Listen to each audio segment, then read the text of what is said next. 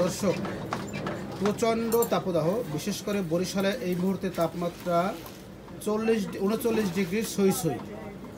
এর মধ্যে আপনারা দেখছেন কামার সেই প্রচণ্ড তাপদাহের মধ্যেও ব্যস্ত সময় পার করছেন। কারণ এই মুহূর্তে এখন বরিশাল অঞ্চলে ইরিবোরো ধানের মৌসুম। এই ইরিবোরো ধান কাটার জন্য যেটা দরকার সেটা হলো কাঁচি। আর অনেক কষ্ট করে সেই রোদের মধ্যে হলেও সেই কামার এখন ব্যস্ত সময় পার করছেন সেই কাঁচি তৈরির কাজে। কারণ এই কাঁচি দিয়েই কাটা হবে সেই ধান। দেখতে পাচ্ছেন যে সেই লোহা কিভাবে আগুনে নরম করে এই রোদের মধ্যেও সেই লোহাকে নরম করে তারা তৈরি করছেন কাঁচি বা বিভিন্ন ধরনের দা এবং অন্যান্য জিনিসপত্র। দেখছেন যে প্রচণ্ড কষ্টের মধ্যেও এখানে কিন্তু দেখেন মানুষ কিন্তু সেই কাঁচি ক্রয় করার জন্য আসছে এবং কিনে নিয়ে যাচ্ছে। আচ্ছা, সেই অনেক কষ্ট করে কিন্তু কাঁচি তৈরি করছেন এবং এই কাঁচি দিয়ে কাটা হবে ধান। আচ্ছা ভাই, আপনি কথা বলেন একটু, শোনেন, কয় টাকা দিয়ে কিনলেন কাঁচি? 200।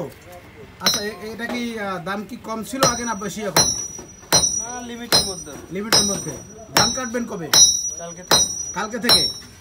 আচ্ছা, বাড়ি কোথায় আপনার? নৈকাঠি কোন জায়গায়? বাজারে না?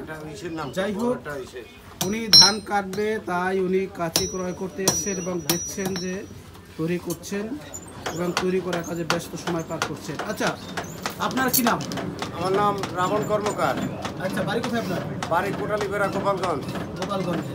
আচ্ছা, আপনি এখানে এই যে সাতলা বাজারে কতদিন যাবত আছেন? 27-28 বছর। 28 বছর যাবত এই কামারি করছেন? হ্যাঁ। আচ্ছা, এবছর কি পরিমাণে বিক্রি হচ্ছে আপনার? এবার একটু কম, ওই মেশিনে ধান কাটে তাই জন্য ইনকাম অনেক কম, অর্ধেক নাই। আচ্ছা, তাহলে প্রতিনিয়ত আপনার কত টাকা আয় হয়? ও ঠিক নেই, 8বার দিন 2000, 2500, 3000 এই। আচ্ছা, এই রোদ্রের মধ্যে এই যে প্রচণ্ড তাপদাহ, এই তাপের মধ্যে আপনি আবার আগুনের মাধ্যমে এটা ঠিক করছেন, এতে কি কষ্ট হয় আপনার? কষ্ট তো অবশ্যই হয়, খাওয়া তো লাগবে। তাহলে বেঁচে থাকার জন্যই করছেন? হ্যাঁ। যেমনটা বলছিলেন যে বেঁচে থাকার জন্য, পরিবারের সদস্যের মুখে অন্ন তুলে দেওয়ার জন্য হ্যাঁ। এভাবেই কাজ করছেন। এভাবে সেই লোহাকে নরম করে, লোহাকে পিটিয়ে তারা বিভিন্ন ধরনের কাঁচি এবং অন্যান্য জিনিসপত্র তৈরি করছেন। দেখতেই পাচ্ছেন যে এখানে অনেক দা কাঁচি তৈরি করে রাখা হয়েছে এবং এগুলো দিয়ে মূলত ধান কাটা হবে বা অন্যান্য সংসারের প্রয়োজনীয় কাজকর্ম করা হচ্ছে। যাই হোক, যে প্রচণ্ড কষ্টের মধ্যে এভাবে যে কাজ করছেন রোদ্রের মধ্যে, এজন্য আসলে শুধুমাত্র পরিবারকে একটু শান্তি বা সুখ দেওয়ার জন্য। যাই হোক দর্শক, আপনাদের অনেক অনেক ধন্যবাদ। আবার ফিরে আসবো যে কোনো একদিন যে কোনো কাজে।